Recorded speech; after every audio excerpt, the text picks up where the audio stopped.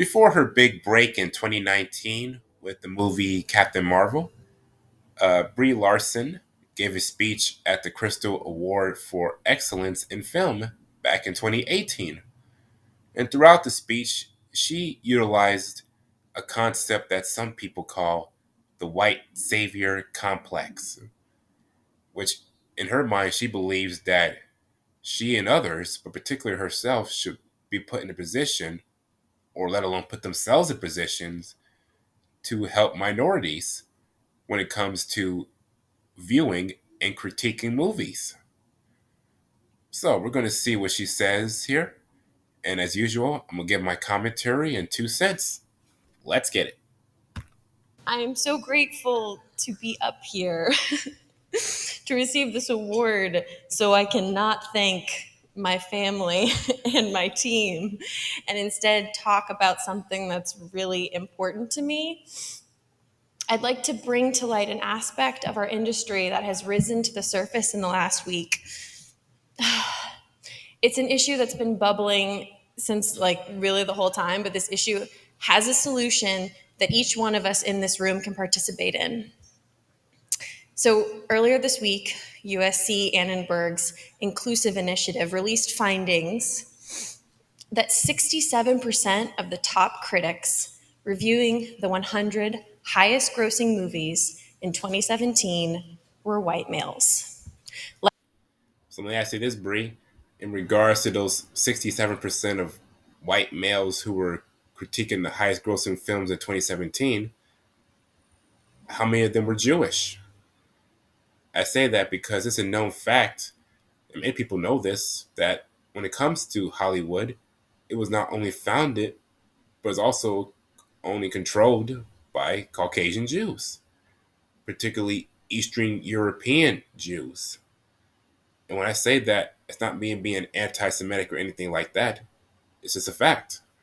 And if you want proof of that, all you gotta do is just go on YouTube, go in the search bar, type in Hollywoodism, how the Jews invented Hollywood.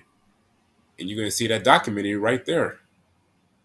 And if you were to watch that documentary, it's pretty much going to show, without a shadow of a doubt, that the information comes straight from the horse's mouth.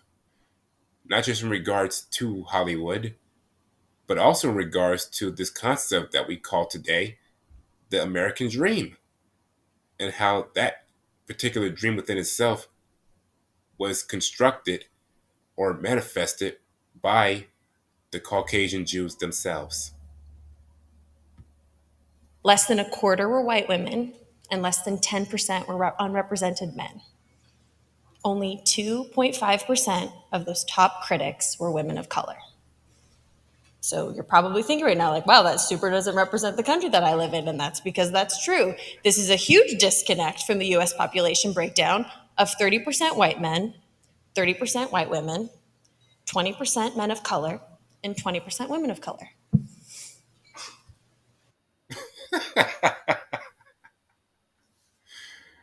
I first saw this, man. In my mind, I was thinking, what's going on with this chick right here, man? Look like she having some MK Ultra glitch going on right here. And that's definitely the case. Because I've seen other examples of certain high notable celebrities experience the same thing. And for people who not only heard of that term, but have researched it, knows that MK Ultra is very real, particularly in regards to there being a congressional hearing about it back in the late 70s, what I've heard. So that automatically proves its validity. Now, going back to what she stated about there being a huge disconnect from the US population when it comes to viewing and critiquing movies, pardon me, you have to understand, people like Brie Larson and others who came before her and after her, particularly these white liberals, um, they have done an excellent job in convincing the world, particularly minorities or really the black masses in large, that the racism of the 20s, 30s, 40s, 50s, even the 60s, that whole landscape is the exact same as it is today, which is not true. I mean, that itself is very disingenuous.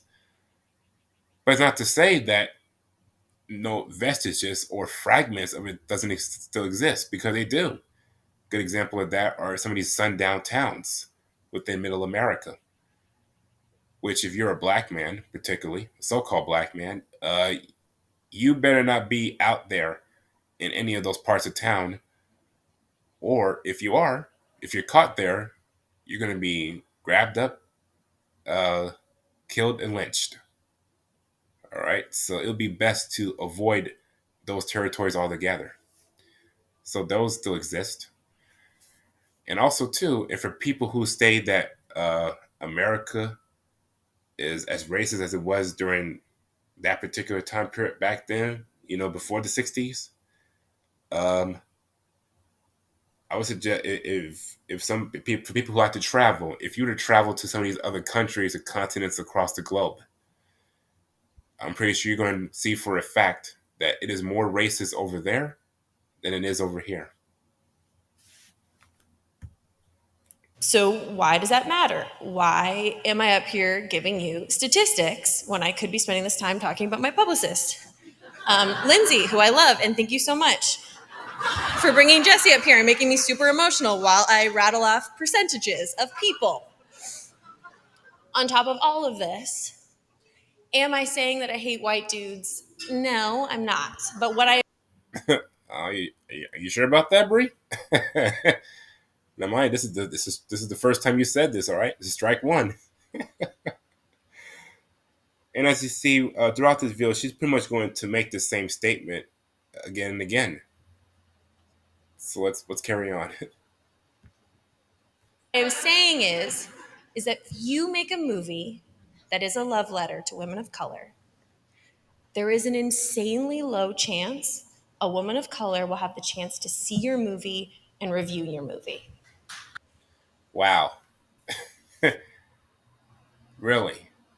So despite modern day society today, you still claim, in your words, that a woman of color not only has an insanely low chance of viewing your movie, but also reviewing the movie. That's what you stated. Again, man, you have to understand something. Again, this is the psychology and the mindset behind these liberals, man.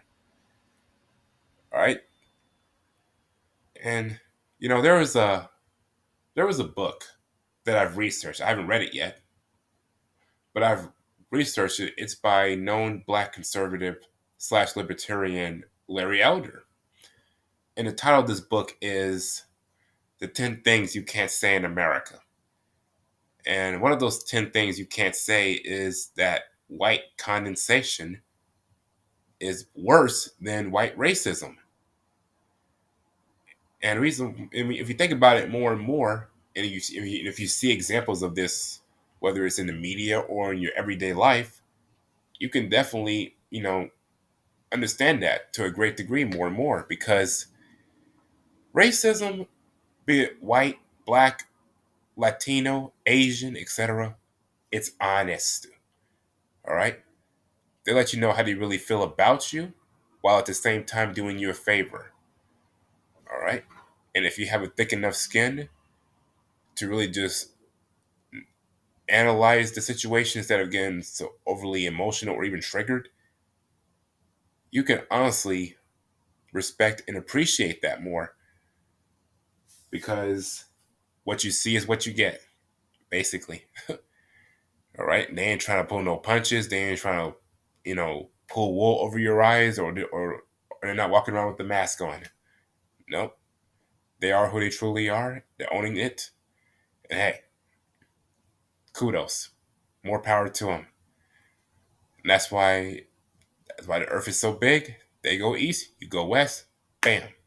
No problem, no issue there.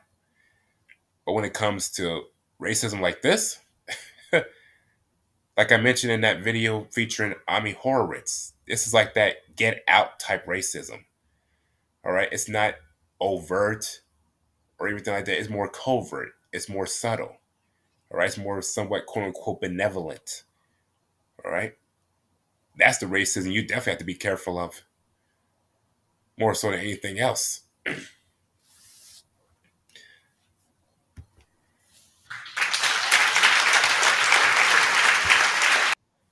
And I want to pause here too, because as the saying goes in life, a picture is worth 1,000 words. And I definitely believe that to be the case here with these two people, the Caucasian man on the left and the black women or women of color on the right. Because this, when it comes to the feminist movement of the 70s, what was going on between the white man and the white woman at that time had absolutely nothing to do with the black man and the black woman. All right. Their issues were not our issues at all. But what happened was that fragrance, that scent of what we call feminism crept in, especially to the likes of Gloria Steinem and others, persuaded many of our sisters that they were being tied down by black men. And what happened as a result of that, it caused great dissension, great divide amongst the black man and black woman, which as a result has made our communities and households the way they are today.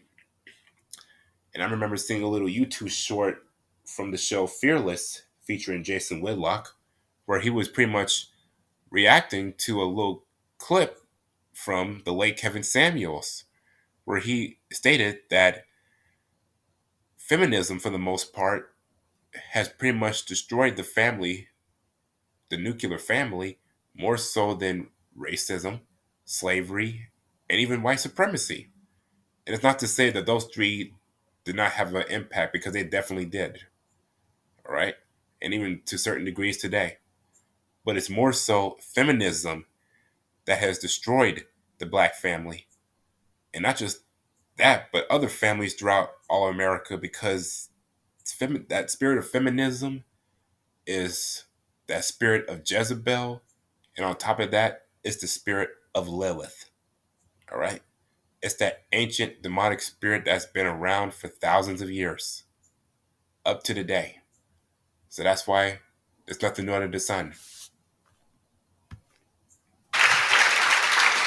And this is also not to mention other people besides white dudes like Star Wars and would love the opportunity to do a set visit. And I'm also saying I don't hate white dudes. I'm just saying Are you sure about that? I don't know, Brie. Hey, that's right too now. Come on. I'm starting to think you actually do have a problem with white dudes. Okay. Oh boy.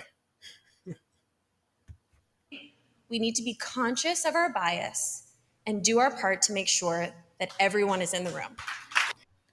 You first. So, what would it take for the critic pool to match this 30-30-2020 real world breakdown? And how can we get there? Well, here I am. It's easier than you might think. The bottom line is that if each of the top 100 films in a year added 9 critics that are 3 underrepresented males, 3 white females, 3 underrepresented females, and the average critic pool would match the US population in just 5 years. Super simple. So in other words, you're advocating for affirmative action, basically. Wow. Again, it's the example of soft bigotry with low expectations. And again, you wonder why there's so much diversity and hirings going on around here, man. Because it's people are not being allowed to get into certain professions or certain fields of practices through their own merit, through their own character, their own hard work, right? Instead, it's making it seem like they're being looked at like a perpetual child that needs to have their parent continuously hold their hand, all right? Even if they come to age, it's not so much about holding their hand, but more so just about being in their corner all the time, instead of letting them just walk through life and learn how to function on their own, even if they make mistakes. All right, because you're gonna make mistakes in life, but the important thing is keep trying again. Keep if you fall if you fall on your face, get back up, try it again until you get to where you want to go in life. All right. It's not so much, all right, and if something doesn't work for you because of whatever reason, racial or otherwise, find something else. All right. But at the end of the day, you should not just keep always in your mind trying to take away from people the ability to do what they can do for themselves. All right. And this is, I gotta tell you, in regards to things like this, in regards to helping minorities, quote unquote, it's, I know in her own mind, Bree, she means well. It sounds good on paper, but really, it's more so. It's like them basically calling you a nigger without calling you a nigger. Really sucks that reviews matter, but reviews matter. Good reviews out of festivals give small independent films a fighting chance to be bought and seen. Good reviews help films gross money. Good reviews slingshot films into awards contenders. A good review can change your life. It changed mine. I definitely agree with that part right there. Yes, because when you have certain really high grossing movies, that makes it somewhat easy for them to be accepted in regards to Oscars, Tonys, the Grammys, festivals, right? Especially when they're given very good reviews, high praises, things of that nature. But in regards to you, Brie, I mean, let's be real. I'm sure there were some pretty good movies, some decent movies you did that was pretty good. But in regards to reviews, I mean, let's be real.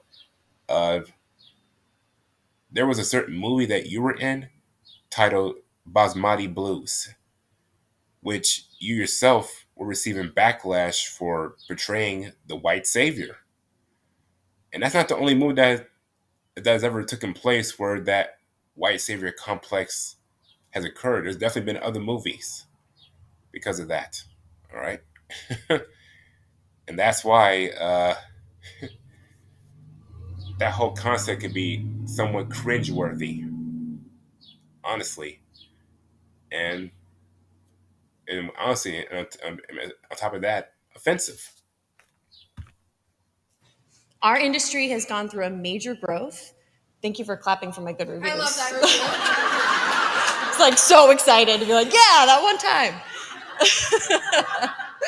Our industry has gone through a major growth. We are expanding to make films that better reflect the people that buy movie tickets, but they are not allowed enough chances to read public discourse on these films by the people that these films were made for. I do not need a 40-year-old white dude to tell me what didn't work for him about A Wrinkle in Time. It wasn't made for him. I want to know what that film meant Strike three. to women of color, to biracial women, to teen women of color, to teens that are biracial. And for the third time, I don't hate white dudes. These are just facts. These are not my feelings. Okay. If you say so. Now, again, when it comes to, what you stated there in regards to making certain movies, designated to certain demographics, I can understand that. I can, you know, whether it's certain movies in regards to, like, for good example, BET, that's definitely directed towards the black population. You watch certain Godzilla movies, that's directed towards the Asian population. Right? Like, you know, Mad Max Beyond, movies like that's directed towards, you know, like Caucasians, like or Caucasian and others who are part of like the Western world. Like, you know, there's many different examples. All right, many different examples. I can understand that, especially with movies, television shows, different shows and show movies. re- Um, um, for the most part, appeal to other people of other demographics. I can understand that. But at the end of the day, I mean, if we're going to be honest, the reason a lot of these movies nowadays are tanking at the box office. A good example is one of the recent movies, Woman King, with Viola Davis, right? And going back as far as like that sequel, not sequel, but reboot of Ghostbusters, Charlie's Angels, movies like that. All of them were tanking, right? And the reason why a lot of movies like that and others don't do so well at the box office is because too many of them are filled with these SJW themes of inclusivity, diversity, quote unquote equality, race swapping, the LGBTQP, right? XYZ agenda. You know, this identity politics. There's so many of these things occurring in a lot of these movies to the point where movie watching and even movie critiquing is now fun anymore. All right, it's everything is too political nowadays, man, and that's why it has become a major turnoff for not just the American population, but other populations outside of America who view movies, all right, and critique them. And I'm really sorry, Lindsay, please don't kill me. As some of you know, I immediately jumped onto Frances's brilliant words, inclusion writer, and this was way before she had bumper stickers for her iPad, because I know that this means that my work will be shown, digested, discussed by a variety of people, not just a singular perspective. I want to know what my work means to the world, not a narrow view. Well, that's pretty good. Hey, good for you. But let's be honest, though. I mean, at the end of the day, that's pretty much just virtue signaling, all right? Which is what you and others like you are well known for. But anyway, that's it for the video. I thought it was very telling in regards to the nature of these white liberals and how they at times utilize the concept of the white savior. All right, and honestly, when you really analyze it for what it really is, you will discover how that in itself is actually more racist and offensive than someone just calling you a racial epithet. All right, a lot more. But anyway, that's a wrap. Peace.